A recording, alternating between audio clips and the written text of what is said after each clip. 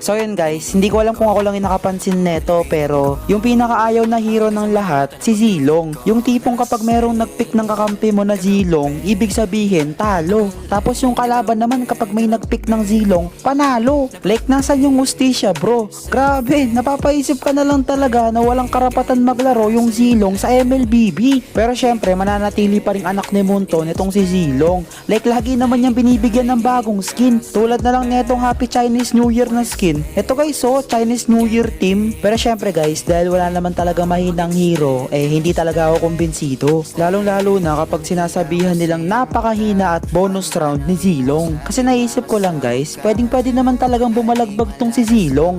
Like kung marunong naman yung gumagamit. Yung tipong kayang-kaya talagang bumuhat para wala nang nagagalit. At syempre kailangan lang talaga sigurong mag-ingat ng isang Zilong kapag early pa. Para pagdating ng late game, ubus talaga. At syempre kung naging interesado